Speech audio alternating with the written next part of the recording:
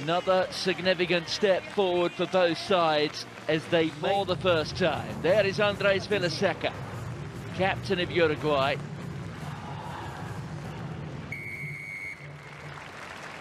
And it is Japan playing from left to right. Takuya Yamasawa, the fly half, gets us underway. So there is Sakate, the captain, and his 28 cap. He goes to Michael Leach. Now let's see if Japan can get the choreography right. They can, and it's the captain who gets the opening score, Atsushi Sakate.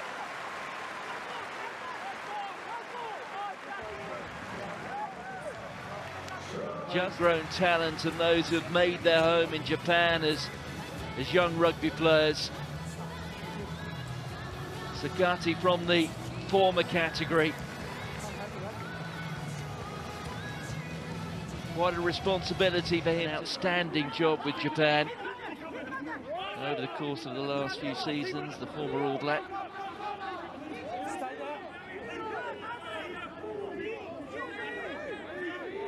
Uruguay just looking to gain some sort of traction, and this is an impressive maul.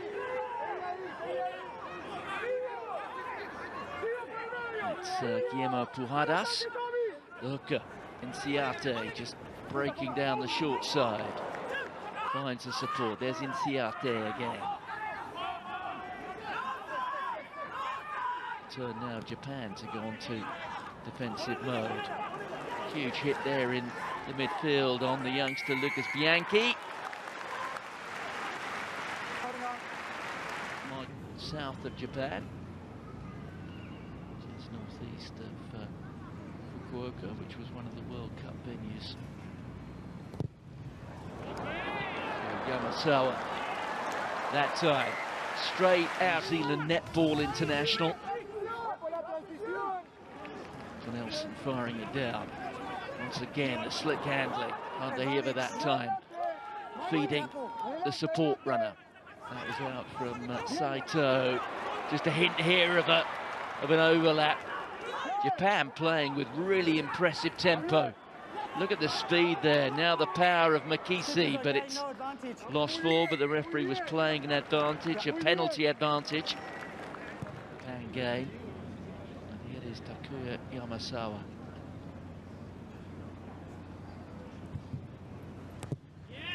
And straight in front from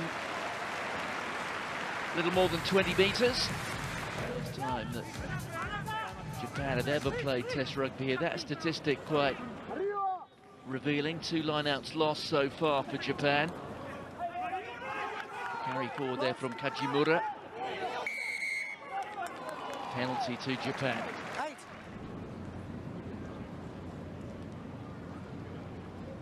It's a stunning jersey, isn't it?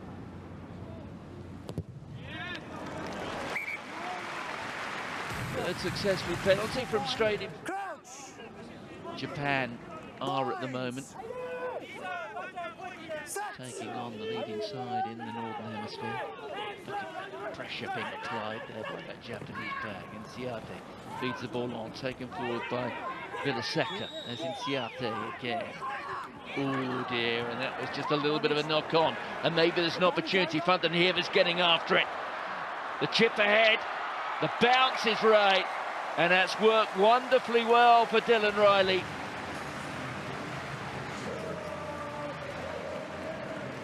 And that simply came through line speed and pressure being applied by Japan. In the end, the bounce of a ball, perhaps making the crucial difference. But there's the hack ahead. Fantenheever getting after it. He gets his boot to it, and it's Dylan Riley following up. A second try for Japan, and they really are stretching their legs. Looks a decent player, this Dylan Riley. Originally from the Gold Coast in Australia. Seemed to appear, but it's held off pretty well so far. Oh, that was asking an awful lot of Makisi, but he got there, and they're powering their way towards the line. It was in the hands of Ben Gunter. They've got the try. It's try number 3. Well, Well, Makisi really had to stretch for that one. Gunter underneath that mounted of bodies, getting the try, back in position for Sakati, the captain.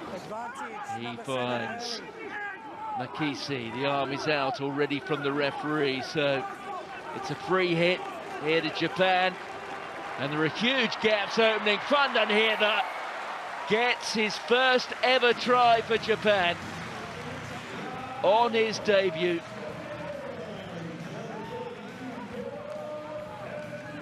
Headed Fundanhiva. If there are any Munster fans watching, you might remember this fella. Had a couple of seasons, tire and lungs burn a little bit, but the floodgates are opening. Huge holes in the defence here. Far too much space opening up. Well spotted by Japan, and Fundanhiva easily getting through Matteo Vinals to work with. There's Yamasawa again.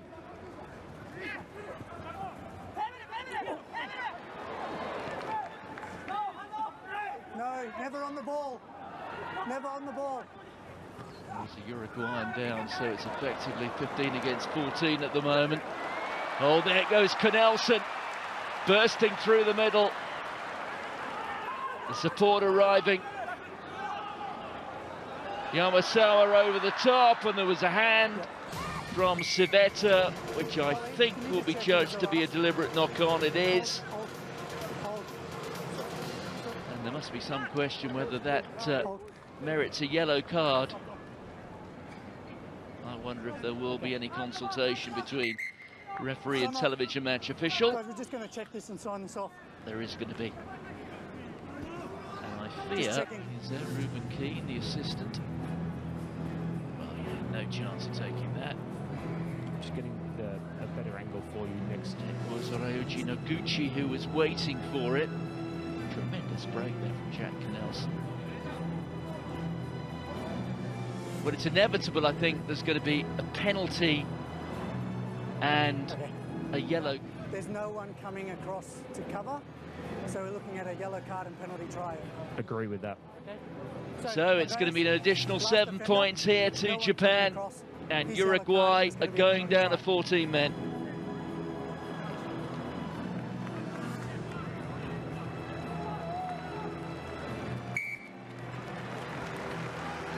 Good work.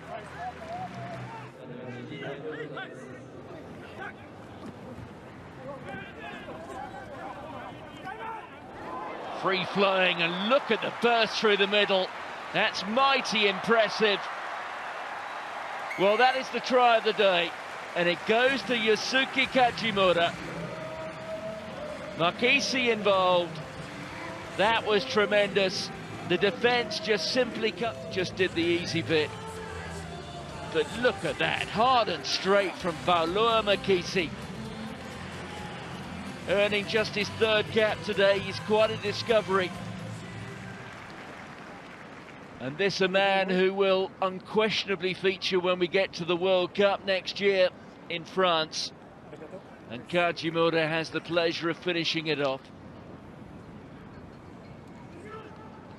Yongqing Li, the Kobe stealer, slots it neatly. His first point. Of course, one or two bad habits. They can't afford to get into those with the potential foul play. Grand Slam. Take a look.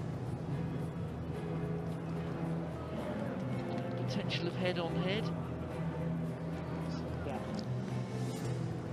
That is what I think they're looking at. Maybe this will certainly give us a different angle. But it's shoulder on head. I'm saying it direct. So, head contact, direct head contact, but because of the dip by the ball carrier, I'm going yellow card. He ran into the shoulder. Yeah. He's still got to lower his body height, Michael. Number 1, yellow card. Oh, yeah. So Japan back to the full 15. They've turned it over at the line out. And Japan looking to continue playing. Turnover's good. Well, that's been turned over. That was not the smartest bit of play from Japan. Turnovers here, no, stay. No, he's clearly lifted it. As Alvarez. Echeverri. Didn't have too many options. He looked left, looked right. The only man wearing sky blue all in front of him. And he's stripped. And in the end, it's Daiki Nakajima who says, I've seen enough of this. We got France back-to-back on the next 2 Saturdays. And Japan have run out emphatic winners in this second test match.